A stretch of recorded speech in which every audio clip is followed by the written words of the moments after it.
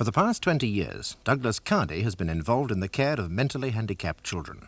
For 8 years, he's been headmaster of Laston Residential Home. Today, he appears in Fulchester Crown Court, accused of the ill treatment of one of the pupils, Tom Rigby, a cerebral palsied boy of 15. Mr. Parsons appears for the defence, Mr. Fry for the prosecution. Mr. Fry has just called his first witness, the school's deputy head, Helen Piper. Mr. Justice Waddington presides in the case of the Queen against Cardy. The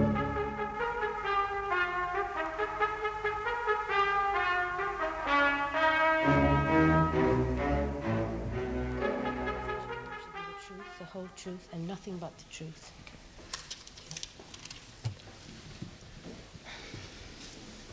You are Mrs. Helen Piper? I am. You are a teacher at Laston School where you have living quarters? That's correct. Now, will you tell us what kind of school this is? It is a residential school for mentally handicapped children. And what kind of handicapped children do you have there? They are mostly educationally subnormal, but there are some physically handicapped children as well. Thank you. Now, will you tell us what happened on the morning of September the 8th, 1973? I was in my classroom. It was 11:30 in the morning, and I had Tom Rigby in my class. He is a boy with a maladjusted behaviour problem and cerebral palsy. Now, before you go any further, will you explain cerebral palsy to us, please? No, well, this is not a doctor. I see no harm in having the general conditions explained, Mr. Parsons. Go on, Mrs. Piper. The largest group of handicapped children are those we call spastic, but that is a lay term. The correct term is cerebral palsy. It covers a wide variety of conditions which affect a child when the immature brain has been irretrievably damaged. Cerebral palsy covers a child's movement, his bodily functions, and sometimes his mental ability as well. And how is Tom Rigby affected? What form does his cerebral palsy take? Well, he is slightly affected. He has lost the use of his right arm, he has a tendency to clumsiness, and he has a lack of physical coordination, like when he's playing with a ball or something. He also has an inability to concentrate. So Tom Rigby is one of the luckier ones? In that he isn't totally handicapped, having to rely on somebody to feed, clothe and toilet him, then, if you call that lucky, yes, he's lucky. Thank you. So it was 11:30 in the morning and you were teaching a class at which Tom Rigby was present. What happened? Well, Tom really was very odd. His concentration was very bad indeed, so I asked him if anything was the matter. He said it wasn't, and so I didn't want to embarrass him in front of the class, so I didn't say anything else. I just turned back to the blackboard to write some words when Mr. Cardy rushed in, shouting that the taps had been left on and the place was flooded. Was Mr. Cardy the first person in the school to discover that the taps had been left on? Yes, his study is beneath the bathroom. I'm afraid the ceiling got saturated and some of the plaster fell on his head. He came in shouting that his bloody roof had fallen in. He was really furious. He shouted at the children, then he turned to me. I thought he was going to hit me. My lord, the accused is not accused of striking Mrs. Piper, and Mrs. Piper's thoughts are not admissible. Well, Mr. Parsons, I see no harm in her relating her thoughts in this way. It is part of the res gestae. Now, go on, Mrs. Piper. He said, "That child of yours has done it again. He's done it again." Then he rushed across the room and he picked Tom Rigby up by the ear and slapped him across the face. Tom fell back against the wall. He was astonished and confused. And then Mr. Cardy dragged him across the room, and Tom, he did try to defend himself, but as he has only the use of one arm, he wasn't very successful. I went out into the corridor, and there was Mr. Cardy with Tom up against the wall and just swearing at him. And how did you react to this? I was shaking with rage. I said if he didn't stop, I would call the police. Then he calmed down a little and said he was sorry he'd burst into my class. Had Mr. Cardy asked the boy if he'd turned the taps on? No, it wasn't until I started shouting that he said to Tom, "You turned the taps on, didn't you?" And Tom tried to answer, but he couldn't, so he just nodded his head. Why couldn't Tom speak? Well, he was having trouble with his breathing, as well as being terrified, because he also suffers from asthma. Ah. So what did you do then? I asked Mr. Cardy to let me talk to the boy. I said I would talk to him and try to find out what had happened to make him turn the taps on. But Mr. Cardy said to me there'd been too much time spent talking and it was time for something to be done. I asked him what he was going to do, and he said, hand out a spot of army discipline, 48 hours solitary. I said nothing of the sort. Mr. Cardy. I said a couple of hours by himself, and he'll cool off. Mr. Cardy, you will have a chance to speak in your turn. Until then, you will remain silent. My lord, my client apologizes and promises it will not occur again. I sincerely trust not, Mr. Parsons. Go on, Mrs. Piper. Thank you, Lord. You're quite sure that Mr. Cardy said 48 hours solitary? Quite sure. He didn't say a couple of hours by himself and he'll cool off? No, he didn't. You're absolutely certain? Well, it isn't the sort of thing you'd make a mistake about. Well, of course not. And was Tom Rigby present when Mr. Cardy spoke about 48 hours solitary? Yes. What did you do next? Mr. Cardy took the boy off with him. You didn't follow? Well, Tom seemed less terrified. He wasn't shaking so much. I think I was more angry than both of them, so I could do nothing, so I went back to my classroom. And you spent what was left of the morning teaching? That's right. Did you find out what was happening to Tom at lunchtime? Yes, I said to Matron, was he having lunch with the other boys, and she said he was. And did he? I asked one of the other boys if he Yes. had, and he said that he hadn't. Yes? Mr. Cardy, this won't do. If I may assist, my lord, my client willingly admits that Tom Rigby had lunch on his own. Oh, I see. What do you think Matron said that Tom was going to have lunch with the others? I think she knew I was going out that afternoon, and she wanted to get me out of the way so I wouldn't cause any trouble. You're suggesting that she would have agreed with Mr. Cardy's treatment of the boy? Well, of course she would. That's why she got the job. She'd do anything for Mr. Cardy. They're in this together. Mrs. Piper, you must not assume you know what was going on in the matron's head. Your conjectures are not evidence and are of no interest to the court. I'm sorry, my lord. Very well. After lunch, you went out. Yes. And what time did you return? Well, I didn't get back until about 9:30. I just made myself a drink, and I was going to my room when I heard a screaming and a banging. The sound was coming from the back of the house, and I walked along the corridor, and it was the old scullery, the so-called scullery. It's now being made into a playroom, but the builders have left it half-finished, the way builders often do. And then I heard another noise, so I called out, "Who's in there?" And Tom sobbed out to me, "Miss, will I have to stay in here forever?" So I asked him how long he'd been there, and then he screamed at me, "Go away, go away." Now, Tom has never, ever, ever shown any aggression towards me. We've, in 2 years, built up a very strong relationship. So what did you do next? I tried to open the door, and I couldn't, so I went down to Mr. Cardy's study, but he wasn't there. Mr. Cardy is not resident in the building. No, he lives in a cottage on the estate. So your natural assumption on finding Tom locked in the scullery and Mr. Cardy not in his study was that Mr. Cardy had gone home for the night and Tom was to spend the night But locked up. I wasn't going to let that happen. I went to Matron, and she said, "Oh, he's got to be taught a lesson." I asked if he'd been fed, and she said he had, and then she just slammed her door. So I went back to the room where Tom was, and I listened. It was very quiet, and then suddenly I heard, it was just like a howl of an animal. So I rang Mr. Harrison, the social worker, and he came over right away. And did he manage to get the boy out? Yes. And what condition did you find Tom in? The room was unheated and there was no light. The bulb was broken. So I went and got another bulb and put it in. And Tom looked absolutely terrible. He was sitting under a table covered in cement dust. His hands were all bleeding. His nails were broken. He must have been scrabbling at the door or the cement, I don't know which. Social worker and I were very, very shocked. So you called the police? He had no choice. The boy had been locked in a dark room with no heating from 11 o'clock in the morning till nearly 10 o'clock at night. Had he been fed? There was a plate on the floor. It looked as though someone had been feeding a dog. Thank you, Mrs. Piper. Yes, yes, that's very emotive, Mrs. Piper. It looked as though someone had been feeding a dog. Why did you say that? Because that's what it looked like. Well, a plate on the floor is a plate on the floor, and denotes no more. You're not saying as well as the alleged ill treatment that Douglas Cardy was trying to starve the boy. No. So you're not suggesting that Douglas Cardy is some sort of decadent creature, such as the Third Reich might have thrown up? Of course I'm not. Well, I'm glad your emotive imagery knows some bounds, Mrs. Piper. Now, as for the boy being left in the room for some 10 hours, is it not true that Mr. Cardy had the boy in his study for several hours throughout the day? I believe so. Yes, he had the boy in his study after lunch, he had the boy in his study at tea time, and later that evening. And on each occasion, he asked Tom for his promise that he wouldn't turn on taps or break windows or do anything disruptive, and Tom just grinned. I was not in the study, so I do not know what happened. Now, my learned friend said that you were a teacher at Laston Home. Yes. In fact, you're a deputy head. Yes. And the school wasn't generally up to your standards when you got there, was it? The school was and is run on principles that I don't agree with. Yes, indeed. Now, Tom Rigby was refused a place there while still at his last school because he threw tantrums and was a destructive influence. I saw the psychiatrist's report and I thought we could help him. Yes, you thought you could do better than the previous school had done. Well, I thought there was a chance. Yes.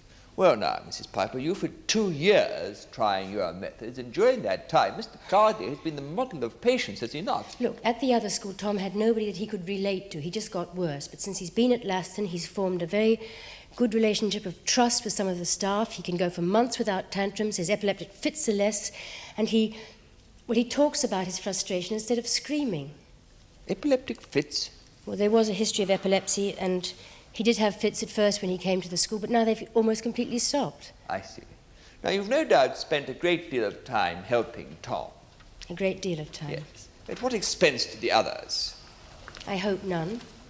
But isn't it true that several of the teachers have complained? They've complained that some of the more severely handicapped children, which you allowed into the school, are holding the more normal children back. Some of the more reactionary teachers, perhaps. Yes, and they complained about Tom Rigby because he was a threat to any kind of discipline. Yes, but that got better. Laston is, after all, a school for mentally and physically handicapped children. So in this case, you just took things firmly into your own hands and changed its basic policy. Hardly.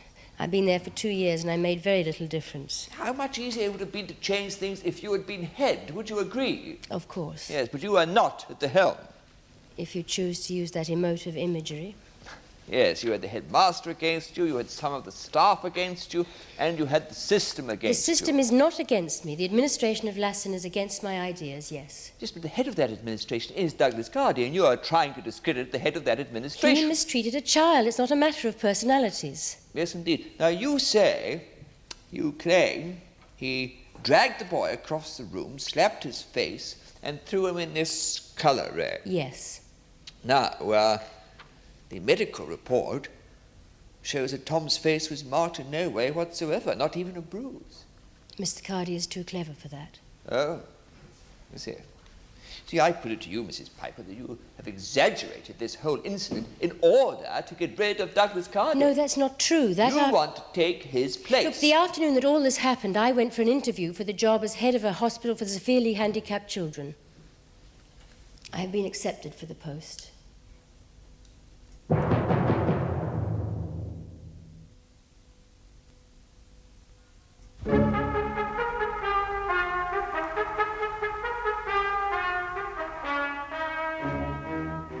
So before going to Laston, you were at university. After 14 years social work, I took a 1-year university diploma course, yes. So straight from a 1-year course, you tried to take over from a man with 20 years' experience. After 14 years social work and a 1-year university diploma course, I suggested that we widen the range of children brought into the home. Oh, yes, but you did more than suggest, Mrs. Piper. You wrote to the Board of Governors. Yes. You wrote to them after Douglas Cardy had seen Tom Rigby and refused him a place at the school. I did. And you didn't consult Mr. Cardy before writing? No. No. You also helped several other pupils to get a place who otherwise might not have got in. A few, yes. Yes, some of the more severely handicapped children. Yes. Mrs. Piper, is there a particular point in gathering together children with a wide range of different handicaps? Oh, yes, because they can all contribute and make themselves into a community. Well, if you had a small group of people, you might have a cerebral palsied boy and a child with spina bifida, and in the same group you might have a Mongol and a severely subnormal child. And Tom Rigby could be in that group, sort of keeping his eye on things, his maladjustment being channeled in positive directions, you see. Now, all these children are called handicapped, but they can all do different things. Now, the cerebral palsied boy could perhaps read a story to this severely subnormal child, and the spina bifida boy could help the Mongol with a puzzle. Then say they got hungry. Well, Tom could take the subnormal boy and they could find food together. You see, they all work together and they make a community of their own. Thank you, Mrs. Piper. Yes, Mr. Parsons. And wasn't the school like that when you got there? It's not like that now. Now, what is it like? Well, a few different cases have been taken in, but on the whole it's the ones from the richer families with the simpler problems that get into the school. So, Mrs. Piper, the freedom to choose the children they accept is the right of this residential special school? Yes. In all fairness, Mrs. Piper, Tom wasn't rejected because the people at Laston Home were wicked ogres. He was rejected on the grounds of insufficient specialist care to handle his case. No, that and the isn't... more severely handicapped children were rejected on the same grounds. Douglas Cardy knew from the very start that Tom Rigby should be placed in the correct sort of home where he could receive the proper care. It was you who forced your small change on the school. It was you who forced Douglas Cardy to take disciplinary action against the boy because you had introduced him into the school and it could be handled in no other way. That is not true. Well, was there any trouble at school before? No. Exactly.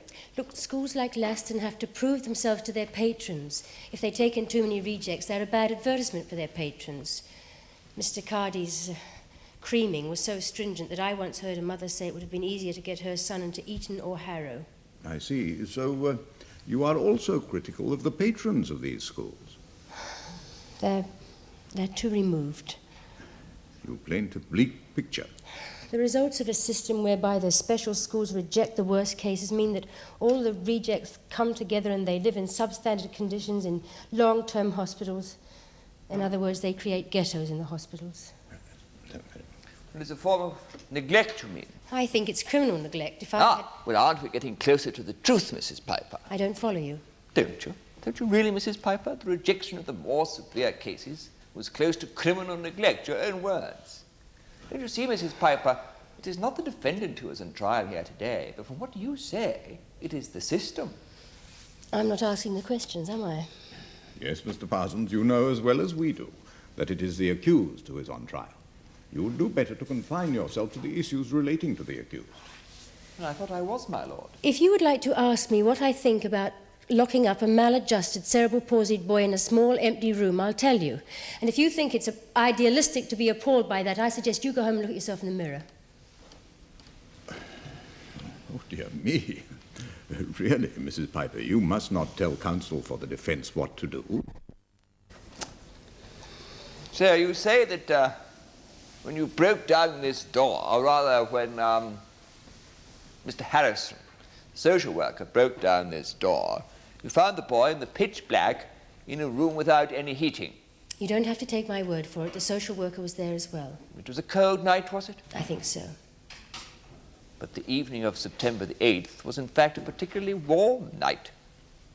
In fact, there was no heating anywhere in the school that night. Well, it's just an impression. I remember it was cold. You may have got the impression, Mrs. Piper, but the facts are against you.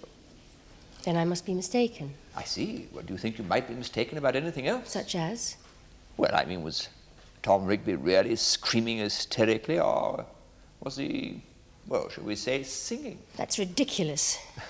Yes, but if I hadn't pointed out the truth to you about the temperature that evening, wouldn't you have said that my suggestion that it was a warm evening was also ridiculous? Tom Rigby was screaming hysterically. Quite sure you're not exaggerating? I do not exaggerate. Come, Mrs. Piper. The plate was on the floor as though a dog was about to be fed. The boy was in a room without heating on a particularly warm evening. There was no light. Now, what about the light? What about it? Well, what time did the light start to fade that night? I'm sure you have the statistic, don't you? As it happens, yes. The light started to fade at 8:30, right? You arrived there at 9:30. What does that mean? Well, there was a window, wasn't there? It was boarded up. It had been smashed. No, how was it smashed? Tom broke it some weeks previously. Oh, Tom broke it, did he? What, during one of the tantrums you have cured? I'm sorry, that you've nearly cured. I said they were getting better. Yes, you said he could go for several months without a tantrum. Yes. But when he did have a tantrum, I mean, he threw food at the house parents and at the other children. Now, he also, once or twice, turned the taps on before this flooding incident, am I right? Yes. Yes. Unfortunately, the matron keeps an eye on him for most of the time. Yes, she does. Well, I'm glad you at least admit the matron does her job well. I didn't say that. But she doesn't do her job I well. don't agree with her methods. So you don't get on with the matron either? She worries too much about things being neat and tidy. There's never a toy out of place. Everything is numbered. The toothbrushes are numbered. Now, the children need a home that they can really, really belong to, not a bloody great institution. Mrs. Piper, losing your temper is not going to help matters. I'm sorry, my lord. Very well. So the turning on of the taps was not an isolated incident. It had happened before. Yes. Now, did Mr. Cardy punish the boy on these occasions? He'd said he would be punished if it happened again. Yes, so Mr. Cardy just didn't leap in and throw the boy in this colour the first time something went wrong. He behaved like the headmaster of any such institution would do. He asked Tom that he mustn't do any more destructive things. Yes, he did. Yes. And on those former occasions, he allowed you to talk to the boy. Yes. So previously, when things had gone wrong, Douglas Cardy did not lose his temper. He was quite angry. Ah, but he did nothing. No. Yet on this occasion, you say, he tore into your room, screamed at you, and manhandled a cerebral palsied boy into the corridor. I am only telling you what happened. And he did all this without first asking the boy if he had turned the taps on. Yes, he didn't speak to Tom until he was in the corridor with him.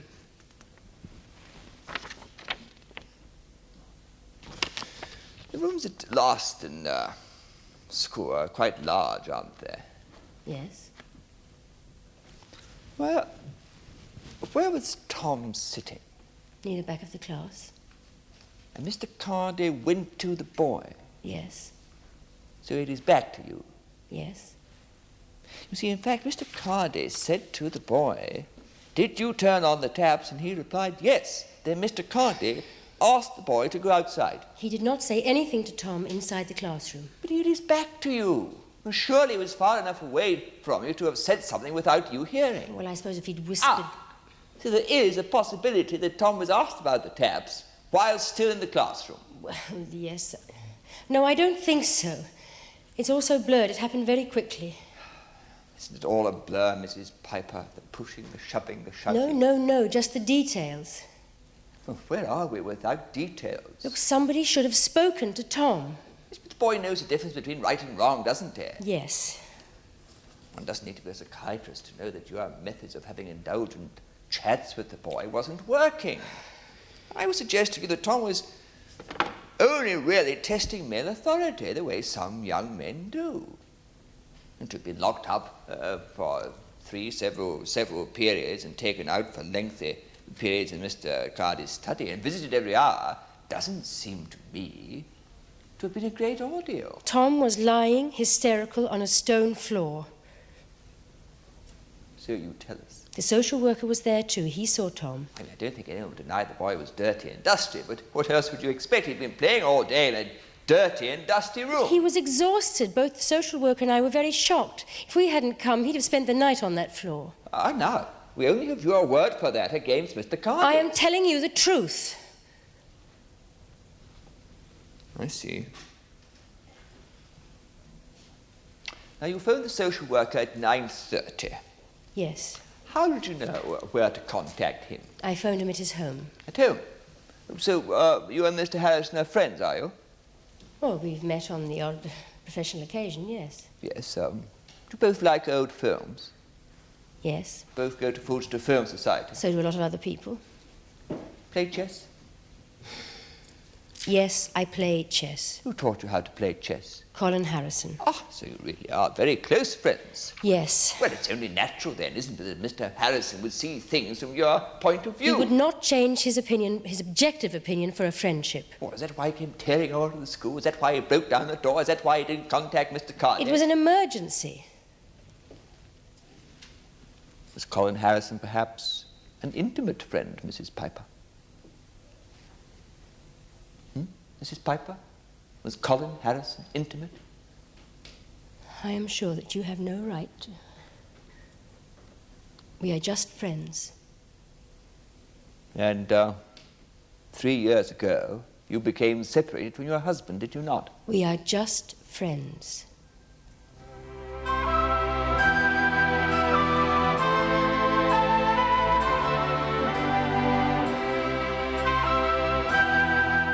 Tomorrow, we shall be returning to the Crown Court to hear further evidence in the case of the Queen against Cardy.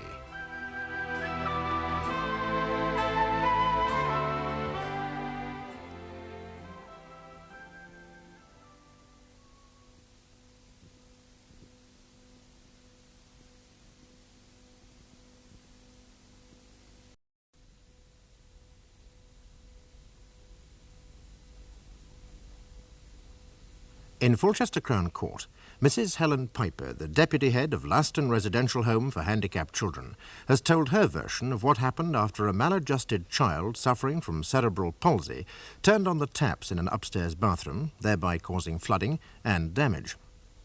The headmaster, Mr. Douglas Cardy, then locked the boy up in a disused room and, according to Mrs. Piper, threatened him with 48 hours solitary confinement. As a result, Cardy stands charged with causing ill treatment to the boy, Thomas Rigby. Mr. Jeremy Parsons, QC, appears for his defence, and Mr. Jonathan Fry, QC, for the prosecution. The prosecution have just called to the witness box Mr. Colin Harrison, a social worker employed by the local authority. It was Harrison who helped to release the boy.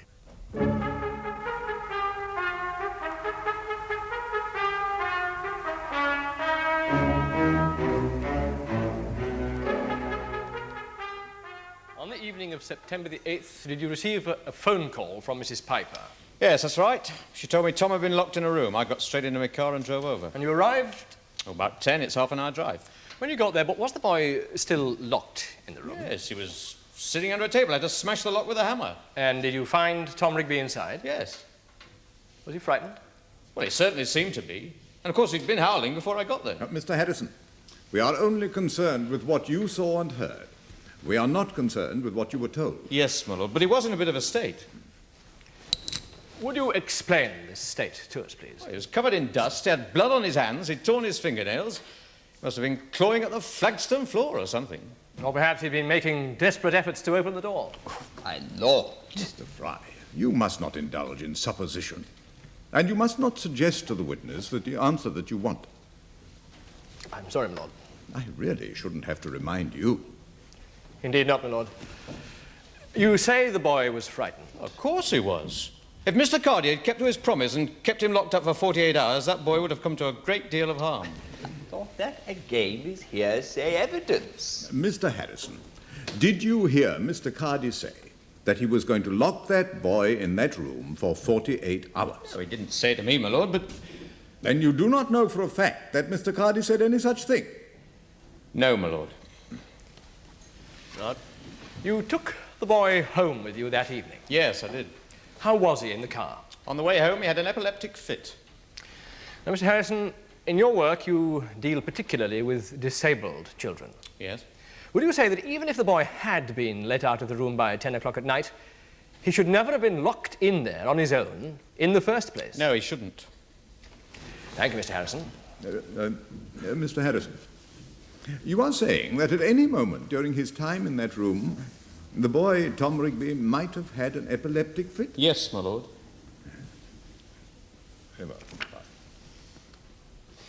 Well, Mr. Harrison, Mr. Cardy wasn't in the habit of locking boys in rooms, was he? No. No, of course not. I mean, you don't keep a job like his for 20 years if you're some sort of sadist, do you? No, but sometimes things happen. Yes. And are you aware of the fact that Tom Rigby hasn't suffered an epileptic attack for the past 18 months? Yes. Yes. So I expect you would agree that an epileptic fit was not uppermost in Mr. Cardy's mind when he was punishing the boy. I suppose not. Well, sure, what happened to Tom in the car was an epileptic fit. Oh, quite sure. A mild one. Yes. Convulsions, rather. No. You're not a doctor, are you? No. Oh, I see. Has Tom Rigby had convulsions before? No, in the past he's had psychomotor seizures. Oh, I see. Well, what happens there? Oh, there's a clouding of the consciousness accompanied by automatic movements that often seem quite purposeful, such as walking, chewing, moving about a room. It's quite easy to confuse this with emotionally disturbed behavior. What did Tom do in the car? He wound the window up and down several dozen times. Ah. And how did you treat this condition? I didn't. There's nothing you can do. You just have to wait till the boy comes out of it, that's all. So Tom was in no danger of hurting himself? No. No. And if he had suffered that type of epileptic attack whilst locked in the room, he still wouldn't have come to any harm? As long as it was that sort of fit. Now, why did you suggest, Mr. Harrison, that he might have done? I didn't suggest it. The boy shouldn't have been locked up because he was subject to epilepsy. That is what you told this court. What I told this court was it wouldn't be very pleasant for him. Exactly. Ah. Well, now we all understand that, Mr. Harrison. Thank you. Why did you break into the school? I didn't. Well, you went in without speaking to Mr. Cardy. Wasn't that unethical? Mr. Cardy wasn't at the home.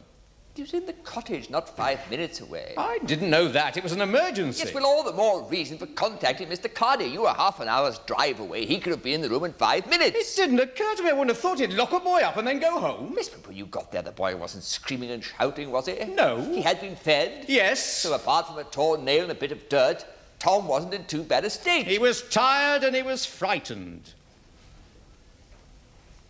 How many visits have you paid to handicapped homes?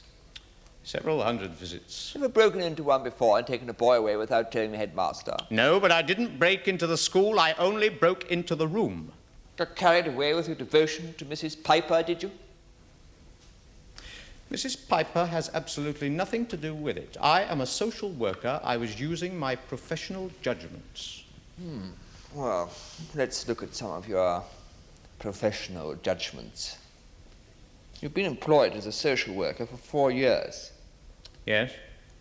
Where did you work before that? Mr. Harrison? I was at the Laston home on the administrative side.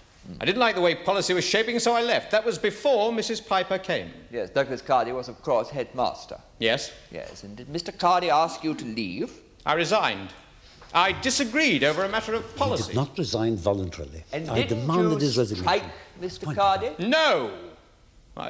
There was a scuffle. I think my elbow caught him. Quite sure it wasn't your fist, Mr. Harrison. I'm quite sure. So you struck him with your elbow in the mouth and caused him to have 4 stitches in his lip? I don't know anything about stitches. An accident? Yes. No more questions, my lord. Mr. Fry, do you wish to re-examine? No, my lord.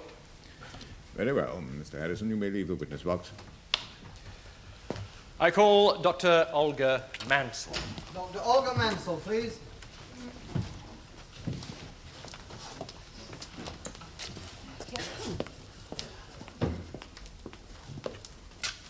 What is your I religion? prefer to affirm. I do solemnly, sincerely, and truly declare and affirm that the evidence I shall give shall be the truth, the whole truth, and nothing but the truth. Dr. Mansell, you're a consultant psychiatrist at the Fulchester General Hospital. Correct? When Tom Rigby was rejected by his former school, you examined him. Correct. What did you find? In his former school, he wasn't able to relate to his environment or to any of the staff. He had become anxious. Anxiety occurs when there is a conflict between inner wishes and impulses on the one hand and the external world on the other. But aren't we all prone to anxiety? Yes, but mostly we are able to cope, to some extent at least. You see, children who suffer chronic or recurrent physical handicaps are somewhat prone to develop psychiatric disorders. This was the case with Tom Rigby. He was unable to repress his anxiety, and so he had become maladjusted. One moment before you go on. Dr. Mansell, would you define the term maladjusted? One can't define it, except in pragmatic terms. It doesn't always show itself in repressed or troublesome conduct. Often quiet and passive behavior can hide deep emotional experiences. No. But in Tom Rigby's case, it showed itself in violent behaviour. Correct. And so you placed him at Laston School. Not correct. I wrote the psychiatric report. It was the authority who placed him. Quite so. And have you seen him since he's been at school? Several times. How did you find him? Remarkable. His condition had improved. Very much so. His behavioural patterns were much altered. What do you put this down to? Tom Rigby was able to relate. Mrs. Piper had spent a great deal of time with him. You see, before this, the boy had been stuck in the animistic stage. Dr. Mansell, would you explain that? Well, it's a stage we all go through up to about 8 years of age. It's an egocentric stage, non-scientific. The wind blows because the child wants it to. Anything bad that happens is likely to be seen as a punishment in the child's mind because of the child's ego. If people quarrel, it is the child's fault in his mind. If his mother is ill, it is his fault. If his mother goes away, he has done something terrible. If someone close to him dies, it is his fault. He is responsible for everything. You see, when Tom Rigby was 6, his father left home and his mother couldn't cope, so he was taken into care. Now, he has blamed himself entirely for this, and his maladjusted behaviour has stemmed from that time. Thank you, Doctor. Well, Doctor, What effect would ordinary discipline have on this condition?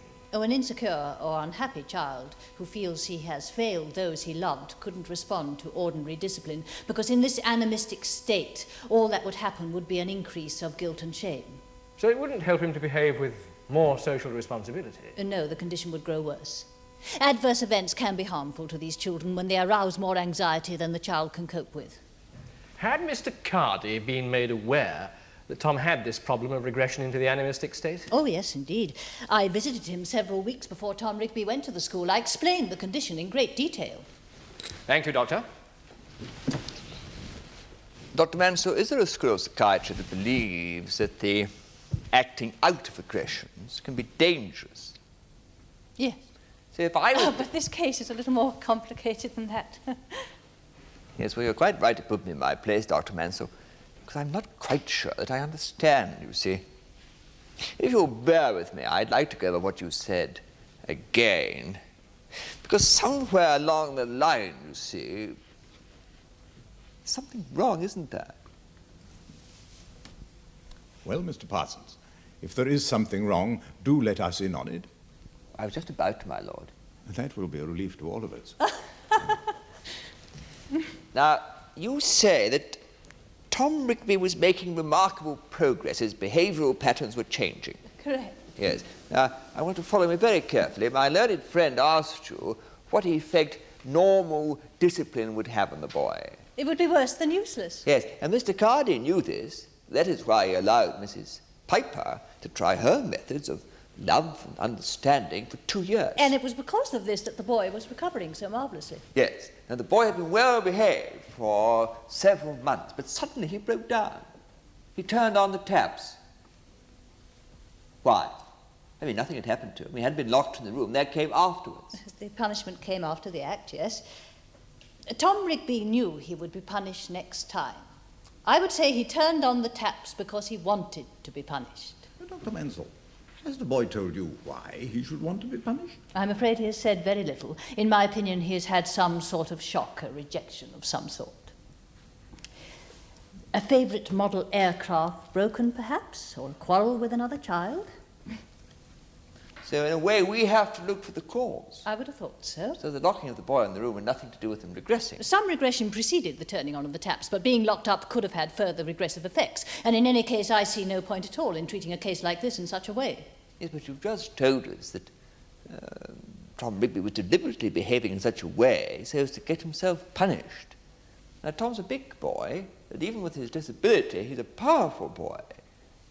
Might not Mr. Cardy's action of locking the boy in the room have prevented any further and even more violent attempts by the boy to get himself punished? It was the action of a man who did not fully understand the situation. Ah, yes, but from what you've just told us as compared to Mrs. Piper's evidence, the jury may well now feel that she didn't understand the situation either. You see, the whole point is this, really. Do you feel that discipline at last in school is any way out of the ordinary? It's about the norm. Yes, and is it not true that many headmasters have to deal with staff who are not properly trained to help the therapeutic rehabilitation of these children? Yes, Yes. It's a lamentable state of affairs. So given that situation, how many other headmasters, like Douglas Cardy, would have locked up Tom Rigby for a few hours? If it was just for a few hours, I expect many would have done. Yes. Thank you, Dr. Mansell. But that still doesn't make it a right thing to do.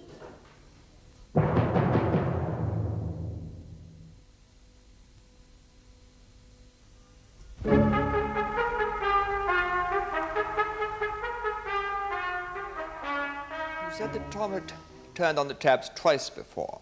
Now, Mr. Cardy, are you quite sure it was Tom who had turned on the taps this time? Oh, no. Someone else might well have copied from his example. Anyway, I rushed upstairs to the bathroom. I had to splash ankle deep across the sinks to turn the taps off. I then went down to Mrs. Piper's classroom. What did you say to her? I said to her, I think that pupil of yours may have done it again.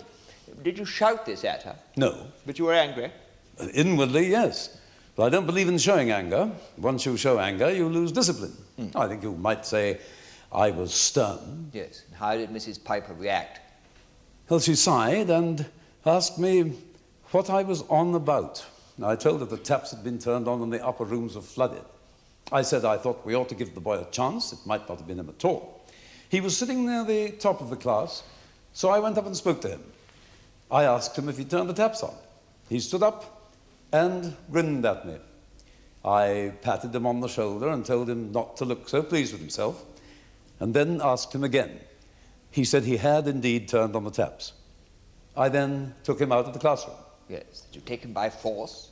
No. You didn't drag him from his seat, slap his face, and drag him across the room? No, I did take hold of his right arm, but I didn't force him out. Yes. Now, when you got the boy outside, what happened? I asked him for an explanation. He just grinned. I said if he wouldn't answer me, I would certainly have to punish him. He just went on grinning. Mm-hmm. And did Mrs. Piper follow you into the corridor? Yes, she did. I apologized for breaking into her class. She started shouting something about calling for the police. And was the boy having any difficulty with his breathing? No. He wasn't crying. No, he was grinning. And why was Mrs. Piper shouting? I really have no idea. She tried to push me away. She told me to leave the boy alone. I replied that the boy was now my responsibility. And I said that it was I who would be criticized. When the governor saw the repair bill for the ceiling, I was sure it would come to several £100s. Yes, what was the bill eventually? £350. Yes. And what was Mrs. Piper's reaction when you told her that the boy was now your responsibility? She asked me what I intended to do, and I said I was going to have to punish him. We then had a heated argument. I told her she wasn't in charge of the school yet. She replied she might be very soon, and that I might be booted out. Booted out? Yes, she was very angry. I don't think she quite knew what she was saying. Anyway, Tom went on grinning. So I said I was going to put him on his own for a bit. A couple of hours by himself, and I thought I might be able to talk to him. Yes, did you at any time say that you were going to give him a spot of army discipline? No. Did you at any time out in the corridor say you were going to give him 48 hours solitary? Laston isn't some sort of army barracks, you know. No, you had no intention of locking the boy up for that long. No, of course not. At 10 o'clock that night, I telephoned the matron and said I was on my way over. I arrived several minutes later. Yes, and found Mr. Harrison. Yes. What was your reaction to discover that he'd broken into the school, broken down this door of the room that Tom had been locked in? It's one of utter astonishment. Yes, it was an improper thing to do. Most certainly. Not illegal, of course, because he had come at the request of my deputy head. But, well, I was in my cottage, not 5 minutes away. He should have phoned me. He should have asked me what was going on. Yes, so you're really surprised that he didn't phone you? No. You tell us why. Well, Harrison had worked at the school some 5 years previously. We disagreed over some administration questions. I had to ask him to resign. Yes. Did he take that well? No, he did not. How did he take it? He threw a punch at me and cut my mouth open. I had to have a couple of stitches. Oh. Did you prefer charges against him? No. Did he apologize? No. So both Mr. Harrison and Mrs. Piper were against the way that you were running Laston School? They were. Yes. Thank you, Mr. Cardy. Trying to make a conspiracy charge. Yes. Now, you say you were going to talk to the boy at about 10 o'clock. You say you phoned the matron about it. I did. And you arrived there 5 or 6 minutes after Mr. Harrison had got the boy out of the room. That's right. Are you sure you phoned the matron? What do you mean? Well, Mr. Cardy, I'm suggesting that you didn't phone her at all. I'm suggesting that she phoned you to say that Mr. Harrison was at the school, which is why you arrived 5 minutes after him. I phoned the matron. I'm suggesting you'd gone home for the night, Mr. Cardy. I'm suggesting that Tom was to spend the night locked up. That is simply not true. He'd already been there from 2 until 10. Why not from 10 till 2? He wasn't in the room the whole of the time. He was in my study on 3 occasions. And matron went into him each hour. I tried to get him to promise not to do anything else. He just grinned. Had you any intention of ultimately letting him out? Yes, of course. At bedtime, he was to be supervised in the bathroom. The bathroom was meant to be locked, and I explained all this to matron. Now, you've told us that you never lose your temper. Very rarely. I suggest that the morning of September the 8th was one of those rare occasions. That is not so. You don't think that locking that boy in that room was a fearful punishment? Something had to be done. Well, why didn't you just send him to his bedroom? He shares with 2 other boys. One of them was ill in bed. To another classroom? They were fully occupied. Couldn't somebody else have looked after him? There were no spare staff available. And so you locked him in a dark and dusty room? There was nowhere else. Well, Mr. Cardy, the boy is asthmatic. Surely the psychiatrist had talked to you about his condition and the dangers He'd of already arousing done more anxiety than the boy £350 could worth cope of damage and had threatened to do it again. He needed a bit of firmness. with. And you were firm, weren't you? I wasn't going to stand for any silly nonsense. And what does that mean? Well, it means I know dumb insolence when I see it. Because he grinned at you? Tell me, would you treat a boy like that? Would you march a boy around like that if he wasn't handicapped? What the devil do you mean? I'm asking Mr. Cardy if you would have dared treat Tom Rigby in the way you did if he hadn't been disabled. Listen, young man, I could thrash someone like you any day, so don't let's have any more talk like that. No need to lose your temper, Mr. Cardy.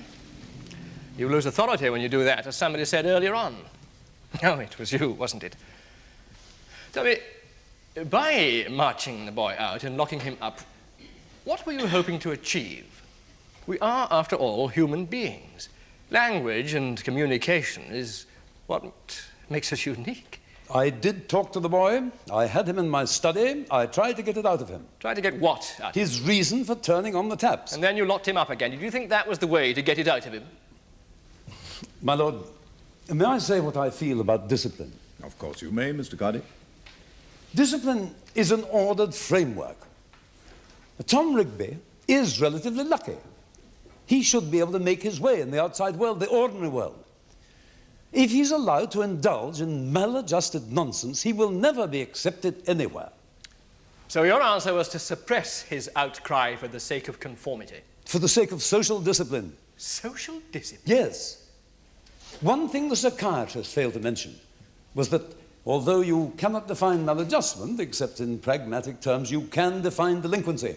Mr. Cardy, are you saying that if the boy were in the outside world, he would in fact be delinquent and might possibly end up in a criminal court? The line between maladjustment and delinquency, my lord, is often a narrow one. Rubbish. Mr. Cardy, are you telling this court that locking that boy up was going to cure him? I had given Mrs. Piper 2 years with her methods. And you think she'd failed? If she'd succeeded, this wouldn't have happened, would it? We wouldn't be here now. The psychiatrist has stated that the boy was making a remarkable recovery. The fact is, Mr. Cardy, that Mrs. Piper was a thorn in your flesh, wasn't she? Not at all. You'd opposed her methods from the start. Are you quite sure that you weren't hoping that you would fail? Well, that's ridiculous. What I'm saying is that you can't give a lot of attention to one without the other suffering. But with the difficult cases, you have to spend more time. I believe a boy like Tom Rigby should be helped towards independence. I think Mrs. Piper's attentions were having the reverse effect. But the psychiatrist has stated that maladjusted children are not helped by ordinary discipline. I have given them 2 years. I consider my actions to be correct. Locking the boy in a filthy room. Cement dust from the builders. A room without light. He could have broken the bulb himself. A room with a stone floor and no bed. It was never my intention the boy should spend the night in the room. Wasn't it, Mr. Cardy? I put it to you that if that boy had gone on grinning at you, you would have said, right, I'll have no more of this dumb insolence, you can spend the night in there. Isn't that what you would have done? Left him to curl up on that stone floor like some animal? I did what I did for the good of the greater number. I know my job, and I have done nothing wrong. So you say, Mr. Cardy. But the jury will decide.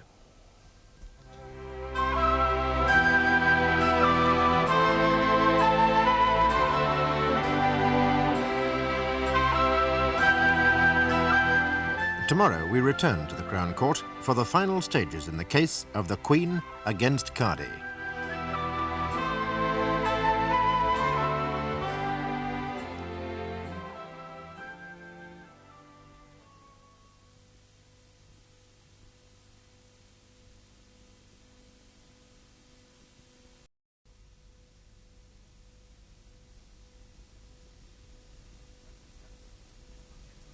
Douglas Cardy, headmaster of the Laston Residential Home for Handicapped Children, is on trial accused of the ill-treatment of one of the pupils. It's been alleged that he intended to keep Tom Rigby, a cerebral palsied boy, locked up for 48 hours. The boy was released from the room by a social worker, Colin Harrison, and Helen Piper, the deputy head of the school. Both disliked Douglas Cardy and disagreed with his methods. Now called to the witness box is Miss Page, the matron at the home.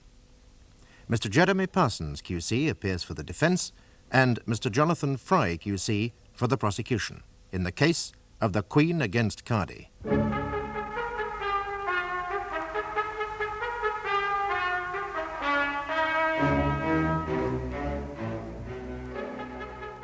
You live in at Laston School, Yes. and you've worked there for 4 years?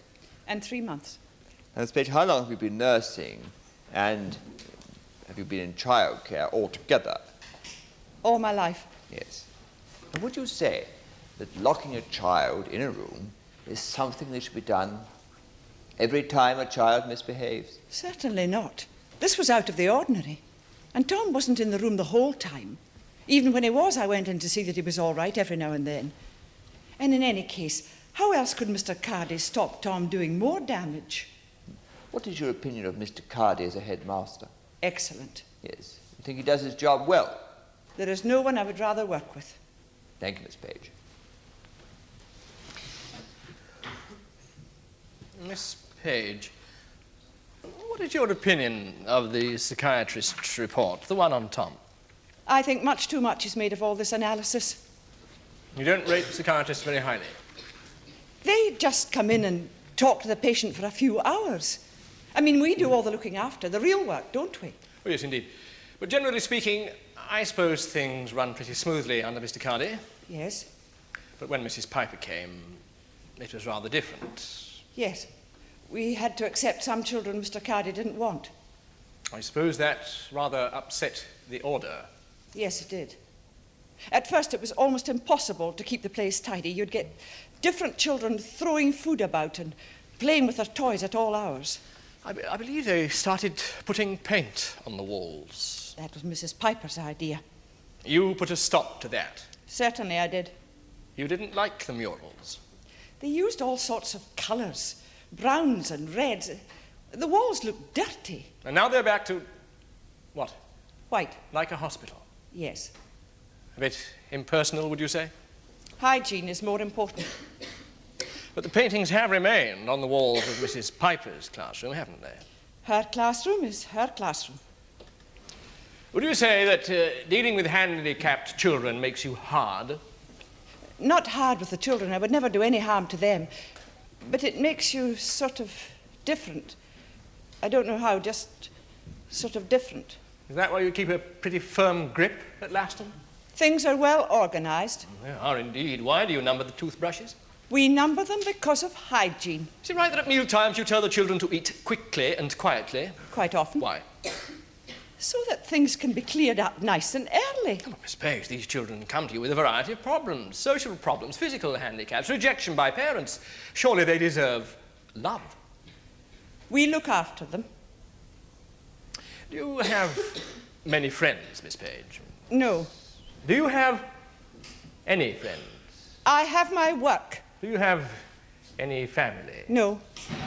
And you yourself were orphaned at an early age? Yes. And you were brought up in a large, old-style orphanage? I was. What was it like?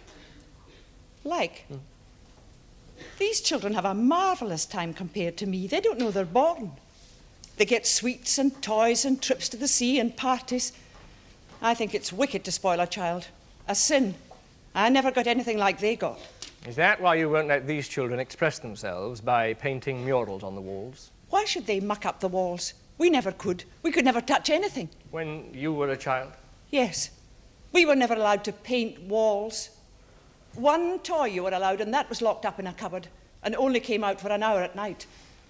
There was no spoiling in my day. No talk of... They just got on with the job. And those conditions, would you like to relive them and project them into a new generation? I'm saying we could never touch anything. That's what I'm saying. So why should children now have more, you mean? Miss Page, you never experienced a family home of your own. You never enjoyed the love, even the affection, of a mother or father. Maternal love is outside your experience. But you saw love for Mrs. Piper growing in the home. You saw it particularly with Tom Rigby, and you hated it. You resented her for bringing something alien into the home, for being able to give love and take it. And when Tom Rigby was punished, you saw this as a blow against her, a blow against this disturbing element that was creeping into the school, against something that you could never understand. I submit that that boy could have been locked up for 48 hours or forever, as far as you were concerned. That isn't true. When Mr. Harrison arrived at the school, did you ring Mr. Cardy? He phoned me. You sure? Yes, I'm sure. He said he was coming to unlock the door. Tell me, Miss Page, why didn't he simply leave the key with you? Yes, I'm not surprised you hesitate, Miss Page. Do you care for any of the children? Yes, I try.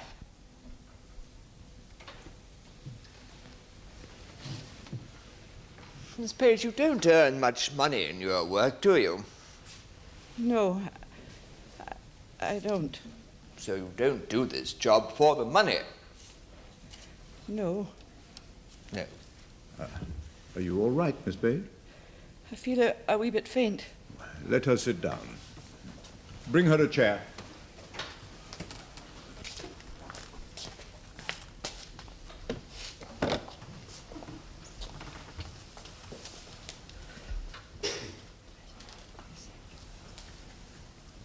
Are you well enough to continue, Miss Page? Yes. Thank you. Very well, Mr. Parsons. So if you don't do this job for the money, Miss Page, you must do it because you care. Yes, I do.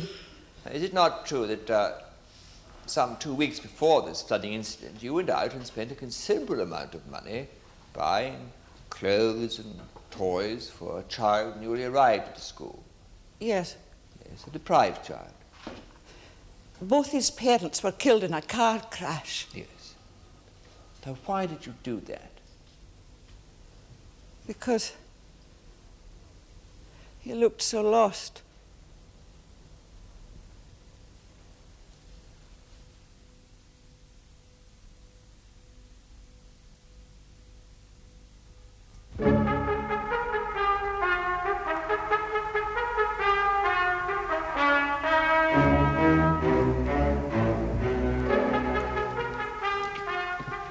My lord, I'm about to call as a witness of the defence the boy Thomas Rigby.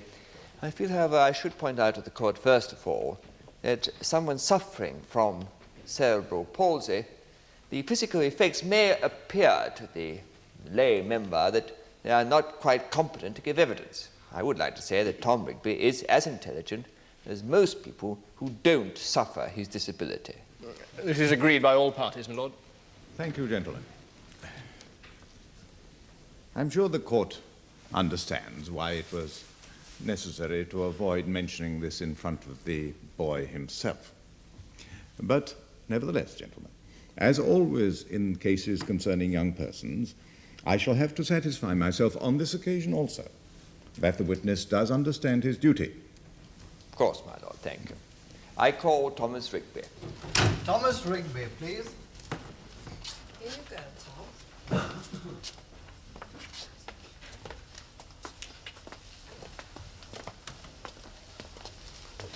Straight down.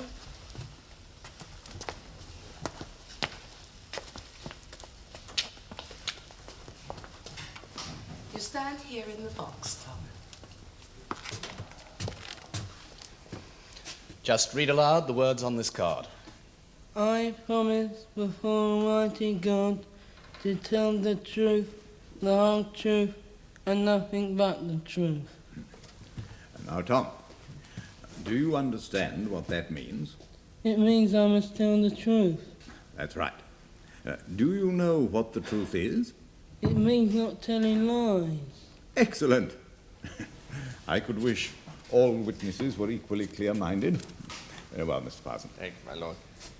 You are Tom Rigby, you're 15 years old, and you've been at Laston Home for the past 2 years. Yeah. Do you like it there, Tom? Yeah. How do you get on with the people? Do you like the people? Yeah. Do you like all the people? No. Do you like the headmaster, Mr. Cardy? Yeah. Do you like the matron? Yeah. One moment. Tom, you do understand the questions you are being asked? If I like the people at the school. Yes, that's right. Now, who was it who punished you when you turned the taps on and flooded part of the school? Mr. Cardy did. Yes, and the fact that he shut you in that room has not made you dislike him? No, sir. He had to do something. He said he would before.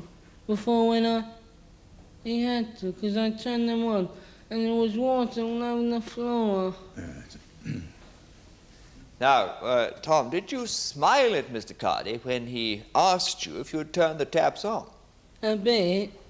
I think I did a bit. And did Mr. Cardy pull you out of your seat when he came into the classroom? No. Well, what did he do? He sort of took me with him. Did he drag you out of the classroom? No, he sort of took me with him. Yes. Did he slap you when he was in the classroom? Not much. Did he shout at you? A bit. But when he took you into the corridor, were you frightened? No. No. You weren't sort of shaking with fright? No. Did you have any trouble with your breathing? How do you mean? I mean, when you were out in the corridor, did you have an attack of asthma? No. No. Did Mr. Cardy shake you? No.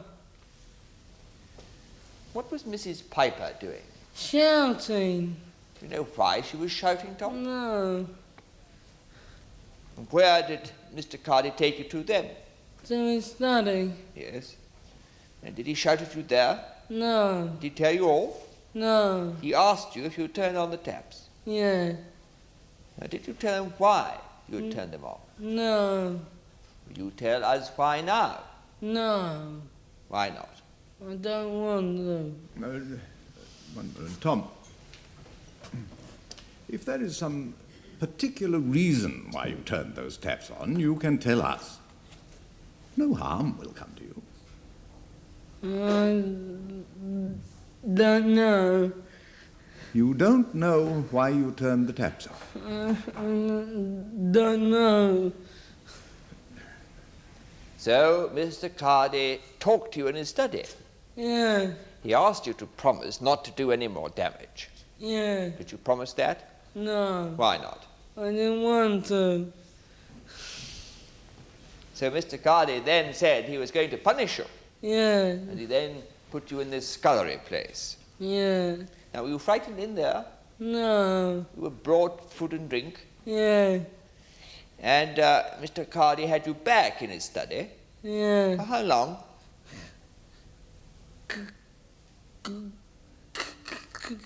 Quite long. Quite long, yes. Did you start to get frightened when it got dark? No. Did you scratch the door to get out? No. Were you howling because you were terrified? I don't remember. Mrs. Piper said she heard you howling, Tom. Mrs. Piper? Yes, when she came back, it was quite late. Mrs. Piper? Did she hear you howling, Tom? Mrs. Piper! Mrs. Piper! Why do you say Mrs. Piper in that tone? Tom, why do you say Mrs. Piper in that tone? I don't know. Were you howling, Tom? No. Were you making any noise at all? No. What were you doing? Nothing. You see, Tom, if you weren't making any noise at all, and if you weren't doing anything, Mrs. Piper wouldn't have known you were in that room, would she? Hmm? You see, Tom, you must have been making some noise. Yeah. You were making some noise. No. How did you break your fingernails? I don't know.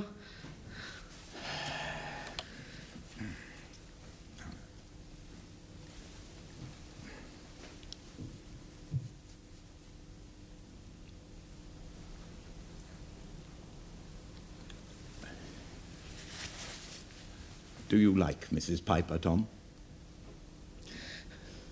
Were you pleased when Mrs. Piper came and let you out of that room? No. Why not?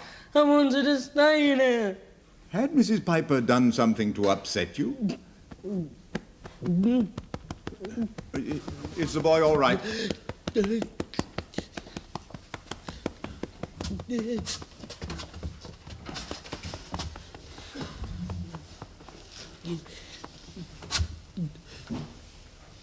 Is he all right?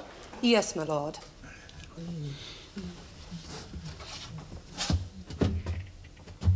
Will he be able to continue? Oh, yes, my lord. Good. Now, Tom, I have just one more question for you. Had Mrs. Piper done something to upset you? She said she was leaving. And she said, don't be angry. You go turn the taps on, and I might stay. Tom, you are saying that Mrs. Piper told you to turn the taps on? Yes. Well, gentlemen, the reasons for Tom's behavior in the school are perhaps not entirely relevant. And of course, members of the jury, it is for you to decide whether Tom is telling an absolute truth, or even the truth as it genuinely seems to him. But if he is telling an absolute truth, then the implication of his words does give rise to a question of provocation. And gentlemen, as the boy is understandably under some stress, I feel it would be better to recall Mrs. Piper on this matter and give the boy a short rest, and he can be recalled, if necessary, at a later time. That's very good, Lord. I recall Helen Piper and tender her for further cross-examination. Thank you, Tom. You can go and sit down for a while.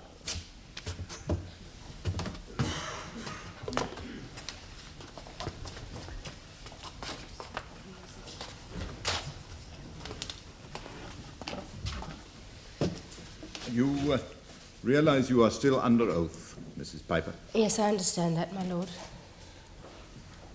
Now, Mrs. Piper, did you tell Tom to turn on the taps in the bathroom? No, of course I didn't. So the boy is lying? No. Come now, Mrs. Piper. He is deeply distressed. I really think that he believes what he's told you. You can't call that lying. Well, did you tell Tom that you were leaving Larston School on the morning of September 28th?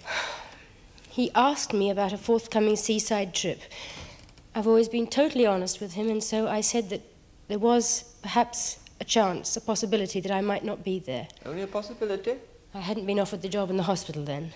The boy still must have been deeply upset. No, he was all right. Why? Because you said to him, go and turn on the taps and I might stay? No. And what did you say? I said that in all probability I would be at the school, and we just went on talking about the trip. See, I suggested you told Tom Rigby you might be leaving, and you went on to give the impression that you wanted him to do something against the school. I did not deliberately set up a situation where Mr. Cardy had no choice but to punish the boy. You wanted to get rid of Mr. Cardy, and you had found a way of doing it. Look, what I wanted has got nothing to do with it. Tom was locked in from 1 until 10. He was howling and he was terrified. Now, that's what matters, not what I said to Tom. That's nothing to do with it. Yes, but you are the only person to have heard this howling. I wouldn't have known he was there if I hadn't heard him. But the boy is lying again, is he? No, it's not a matter of truth and lies with him. He was howling and he was terrified. Mrs. Piper, did you tell Tom Rigby to turn the taps on and flood the school? No.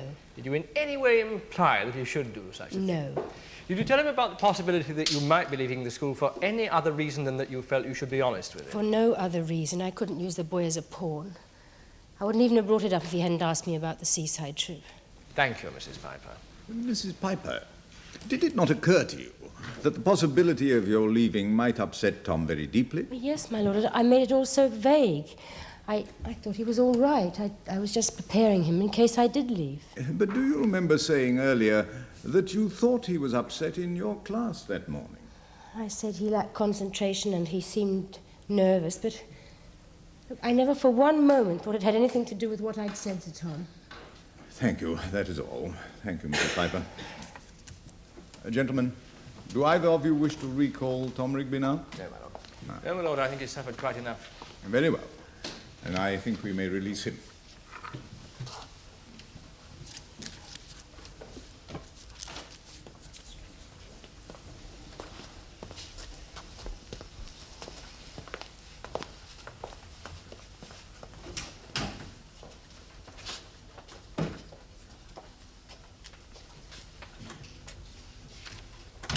Mr. Parsons, does that conclude the case for the defense? It does, my lord, thank you. Very well. Now, members of the jury, now what you have to decide is this. What did Mr. Cardy do? Did he drag that boy from the classroom? Did he slap him? Did he say that he was going to shut him up in that room for 48 hours? If you find that he did one or all of these things, then you must decide whether they amount to ill treatment. Now, the defense admits that the boy spent the hours between 1 and 10 in that scullery, but they claim that much of the time was spent in Mr. Cardy's study, and they say that he was fed and visited. And the boy claims that he wanted to stay in the scullery. Expert opinion suggests that he was trying to bring down punishment on himself. But however that may be, gentlemen of the jury, you must decide whether, by treating a boy like that and shutting him in such a room, whether that constitutes ill treatment, or whether Mr. Cardy acted justifiably in doing what he did with the best of the school.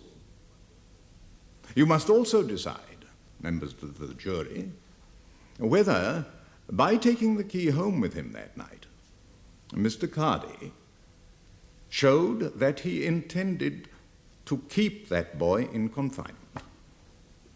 Now, members of the jury, it only remains for me to remind you that, as in all cases, the prosecution must prove their case beyond reasonable doubt. Having said that, members of the jury, I will ask you to retire and consider your verdict. All stand. Members of the jury, will your foreman please stand? Just answer this question, yes or no. Have you reached a verdict on which you are all agreed? Yes. Do you find the accused, Douglas Cardy, guilty or not guilty on the charge of ill-treating Thomas Rigby? Not guilty. Very well. Release the prisoner. I must take this opportunity of stating that he leaves the court with a clear character. However, in view of the possible ill effects this public trial may have had on the boy Thomas Rigby, I feel I should recommend his transfer from Laston School to some other residential home where there will be nothing to remind him of this court and its proceedings. It only remains for me, gentlemen of the jury, to thank you for your close attention to this case. You are released as of now. All stand.